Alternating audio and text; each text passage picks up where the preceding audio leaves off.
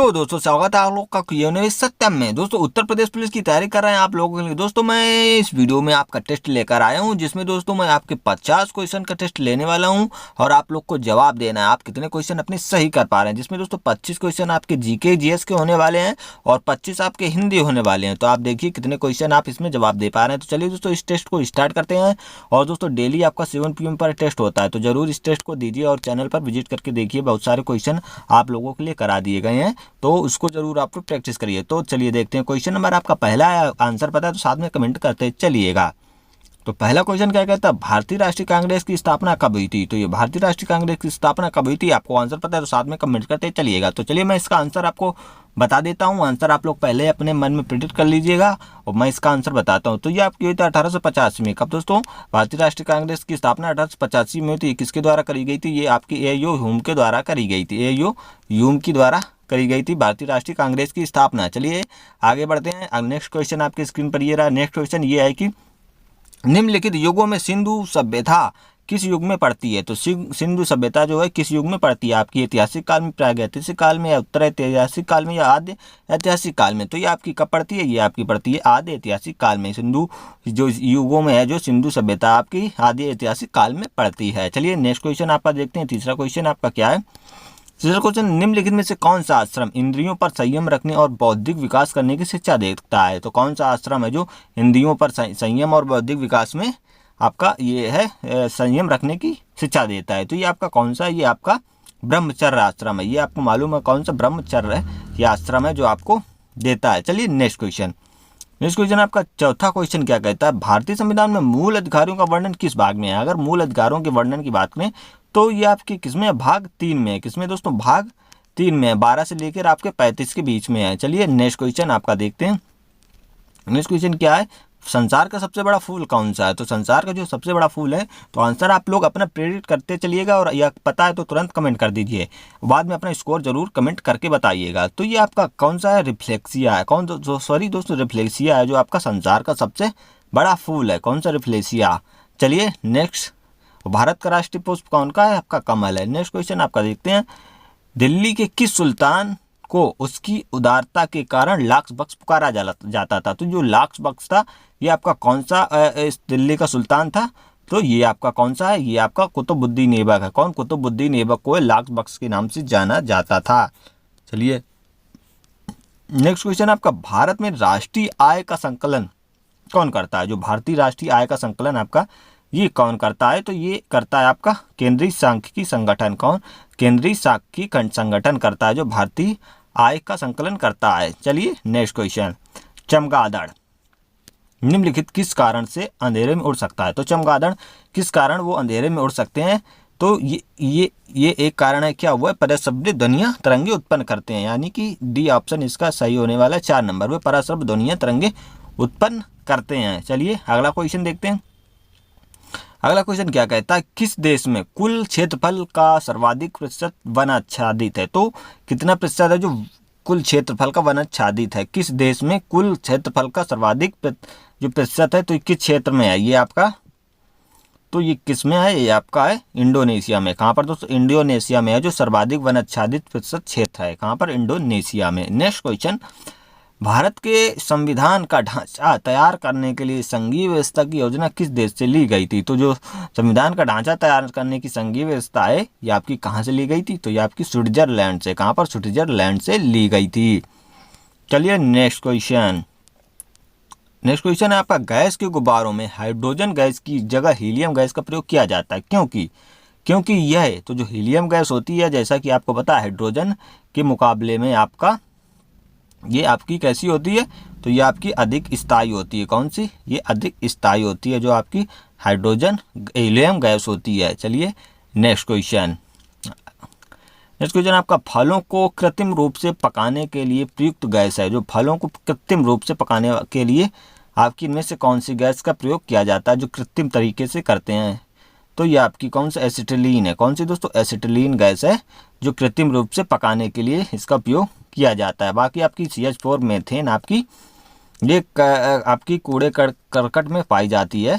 Methane gas धान के खेत से भी ये निकलती है। चलिए नेक्स्ट क्वेश्चन, 3 बीघा कॉरिडोर जोड़ता है? जो 3 बीघा कॉरिडोर है ये किसको किससे जोड़ता है? तो ये आपका बांग्लादेश और इंडिया, भारत को जोड़ता है, बांग्लादेश और भारत को जोड़ता है। चलिए नेक्स्ट क्वेश्चन, किस क्षेत्र से उत्कृष्ट कार्य को पुलित्जर पुरस्कार के लिए मान्यता दी जाती है? तो पुलित्जर पुरस्कार किस क्षेत्र में आपका दिया जाता है? तो ये पुलित्जर पुरस्कार है, ये आपका साहित्य और पत्रकारिता के क्षेत्र में, किसमें? साहित्य और पत्रकारिता के क्षेत्र में दिया जाता है। कौन सा पुलित्जर पुरस्कार? चलिए नेक्स्ट क्वेश्चन, चित्तौड़ में विजय स्तंभ का निर्माण किसने किया? तो चित्तौड़ में जो विजय स्तंभ है इसका निर्माण किसने किया था? तो ये किया था आपका राणा कुंभा ने। किसने? राणा कुंभा ने किया था। अगर दोस्तों आप इसको वीडियो पॉज करके भी इसका आंसर सोच सकते हैं कोई भी क्वेश्चन का।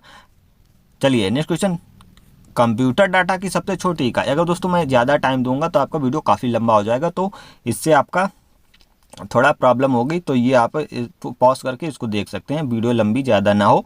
कंप्यूटर डाटा की सबसे छोटी इकाई, तो कंप्यूटर डाटा की जो सबसे छोटी इकाई होती है तो ये कौन सी होती है? तो ये आपकी बिट होती है। क्या दोस्तों? बिट बाइट आपकी सबसे पहले एक बिट में आपके 8 बाइट होते हैं, ये आपको याद रखना है। और आपका 1024 किलोबाइट, 1 MB में आपका 1024 किलोबाइट होते हैं। 1 मेगाबाइट में आपके 1024 किलोबाइट होते हैं। यही आपका चलता रहता है सीक्वेंस। नेक्स्ट आपका भारत की तट रेखा, जो भारत की तट रेखा ये कितनी लंबी है? तो ये आपकी 7500 किलोमीटर, कितनी? 7500 किलोमीटर लंबी है। चलिए नेक्स्ट क्वेश्चन आपका देखते हैं, भारत की सबसे लंबी सुरंग, जो भारत की सबसे लंबी सुरंग कौन सी है दोस्तों? ये आपकी जवाहर सुरंग है। लेकिन दोस्तों अब आपकी जवाहर सुरंग नहीं रही है, तो अब आपकी कौन सी सुरंग है लंबी? चलिए उसको देखते हैं कौन सी है। ये आपकी दोस्तों जो ये सुरंग, जवाहर सुरंग है, ये आपकी सबसे पहले, मतलब इसके पहले आपकी लंबी सुरंग होती थी, लेकिन अब आपकी बन गई श्यामा प्रसाद मुखर्जी सुरंग, जो आपकी चेनानी नासरी सुरंग के नाम से भी इसको जानते हैं। तो ये आपकी सबसे लंबी सुरंग है। तो इसको आप एक क्वेश्चन आपका इसको काउंट कर सकते हैं प्लस में आप। तो ये आपका कहाँ पर है, इसमें ये पूछा था, तो आपको ये मालूम है, तो चेनानी, उसका ऑप्शन इसमें दिया है। जो चेनानी नासरी सुरंग है ये आपका कहाँ पर है, इससे ये बताना था। तो ये आपकी कहाँ पर है? जो आपकी जवाहर सुरंग है ये आपकी जम्मू कश्मीर में है। कहाँ पर दोस्तों? जम्मू कश्मीर में आपकी जवाहर सुरंग। लेकिन जो श्यामा प्रसाद मुखर्जी है, ये चेनानी नासरी सुरंग है, ये आपकी हिमाचल प्रदेश में है। कहाँ पर? हिमाचल प्रदेश में है। चलिए नेक्स्ट क्वेश्चन, चंद्र ग्रहण तब होता है? तो चंद्र ग्रहण कब होता है ये आपको बताना है। 19 क्वेश्चन का आंसर आपको देना है, चंद्र ग्रहण कब होता है। तो चंद्र ग्रहण आपका कब होता है? तो चंद्र ग्रहण आपका कब होता है? जब आपका चंद्रमा, सूर्य और चंद्रमा के बीच में आपकी जब पृथ्वी आ जाती है। ये आपके सूर्य हुए, इसके बीच में आपका ये आपकी चंद्रमा हुई, और यहाँ पर जब आपकी पृथ्वी आ जाती है तो इस सूर्य का प्रकाश पृथ्वी चंद्रमा पर नहीं पड़ पाता है, तो इसके चलते आपका ये चंद्र ग्रहण हो जाता है। तो इसे क्या बोलते हैं आपका, यानी सूर्य और चंद्रमा के बीच पृथ्वी आ जाती है तब आपका चंद्र ग्रहण होता है। चलिए नेक्स्ट क्वेश्चन, इंसुलिन की कमी के कारण होने वाला रोग। दोस्तों कोई भी क्वेश्चन आपको अगर गलत लगता है उसका आंसर तो एक बार जरूर कमेंट कर दें। तो इंसुलिन की कमी से होने वाला रोग आपका कौन सा है? तो इंसुलिन से आपका रोग होता है कौन सा? ये आपका हो जाता है डायबिटीज। कौन सा दोस्तों? डायबिटीज होता है इंसुलिन की कमी से। विटामिन बी की कमी से आपका बेरी हो जाता है। कौन सा?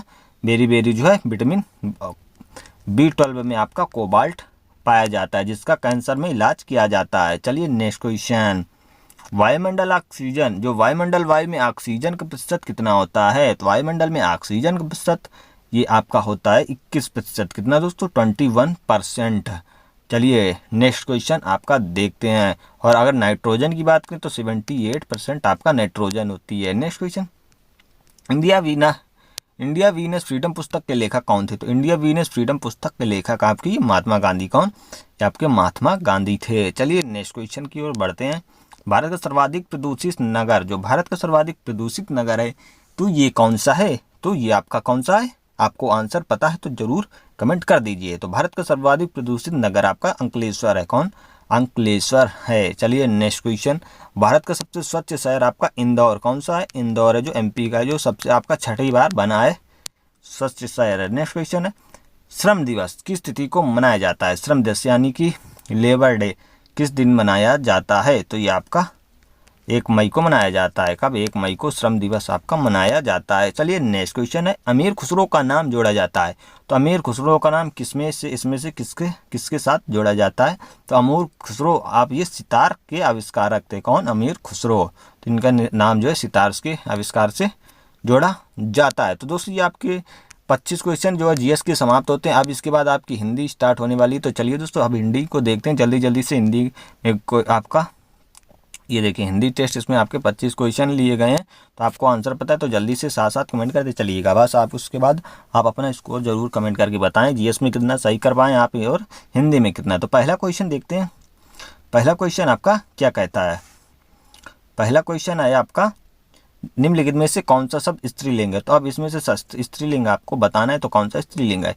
केस, बाल होते हैं आपके, कोयल, कोकिल, कान। तो ये आपका इसमें आपका क्या हुआ, कोयल। कोयल जो है आपकी स्त्रीलिंग शब्द है। बाकी केस होता है, कोकिल, ये दोस्तों कोकिल क्या है ये आप कमेंट करके बताएं, कोकिल क्या है। कान आपका होता है। चलिए नेक्स्ट क्वेश्चन देखते हैं। व्यक्तियों के समूह को क्या कहते हैं। जो व्यक्तियों के समूह को क्या बोलते हैं। तो अगर व्यक्तियों के समूह की बात करें तो ये आपका होता है क्या, भीड़। क्या दोस्तों, भीड़। व्यक्तियों के समूह को आप भीड़ बोलते हैं। व्यक्तियों के समूह को आप भीड़ बोलते हैं। चलिए नेक्स्ट क्वेश्चन देखते हैं। नेक्स्ट क्वेश्चन, निम्नलिखित अनेक शब्दों के लिए एक शब्द जो मृत्यु के समीप हो। तो जो मृत्यु के समीप हो उसे क्या बोलते हैं। तो मृत्यु के समीप जो होता है उसे बोलते हैं क्या, करणासन। क्या दोस्तों, करणासन होते हैं जो मृत्यु के समीप होता है। तो ये दोस्तों मैं अनेक शब्दों के लिए एक शब्द की वीडियो बना चुका हूँ जिसमें आपके इम्पॉर्टेंट एक अनेक शब्दों के लिए एक शब्द बनाया गया है। तो उसमें जाके देख लीजिए, उनमें से आपका एक जरूर फंसेगा। तो चलिए देखते हैं नेक्स्ट क्वेश्चन आपका। नेक्स्ट क्वेश्चन आपका दुर्बोध शब्द का सही अर्थ है। तो दुर्बोध शब्द का अगर सही अर्थ की बात करें तो ये आपका कौन सा, ये आपका होने वाला है, आपको पता है तो कमेंट करिए। जिसे सरलता से ना जाना जा सके। कौन, जिसे सरलता से ना जाना सके, आपका दुर्बोध का ये अर्थ है। चलिए नेक्स्ट क्वेश्चन आपका देखते हैं। नेक्स्ट क्वेश्चन क्या है। नेक्स्ट क्वेश्चन आपका पीपल पात सरस मन डोला। तो इसमें आपका अलंकार बताना है। तो पीपल पात सरस मन डोला, तो इसमें आपका कौन सा अलंकार रहने वाला है। तो इसमें आपका उपमा अलंकार होता है। जिसमें किसमें उपमा अलंकार है, जिसमें जहाँ पर उपमेय में उपमान की संभावना है उसे उपमा अलंकार बोलते हैं। पीपल पात सरस मन डोला, ये आपका कई बार क्वेश्चन आपका परीक्षा में रिपीट हो चुका है। चलिए नेक्स्ट क्वेश्चन आपका देखते हैं। निम्नलिखित में से कौन सा शब्द तद्भव है। तो तद्भव की बात करें तो इनमें से आपका कौन सा शब्द जो है आपका तद्भव होने वाला है। तो ये आपका दही। इसमें जो तद्भव की बात करें आपका दही, ये आपका दही है जो आपका तद्भव शब्द है। और चक्र आपका ये आपका तत्सम शब्द हो जाएगा। दुग्ध भी आपका तत्सम, दुग्ध आपका दूध का होता है तत्सम। चलिए नेक्स्ट क्वेश्चन। नेक्स्ट क्वेश्चन है 4 दिन की चांदनी मुहावरे का अर्थ है। 4 दिन की चांदनी फिर अंधेरी रात। तो इसका अर्थ क्या है, 4 दिन की चांदनी मुहावरे का अर्थ। तो ये क्या है, 4 दिन की चांदनी मुहावरे का अर्थ। दोस्तों ये क्वेश्चन थोड़ा सा गलत है। ये क्वेश्चन आप इसको कट कर लीजिएगा। इसका आंसर आपको मतलब ये आपका क्वेश्चन कट कर लीजिएगा। नेक्स्ट क्वेश्चन देखते हैं। मिलनसार शब्द में कौन सा प्रत्यय है। तो मिलनसार में प्रत्यय की बात करें तो ये आपका कौन सा प्रत्यय है।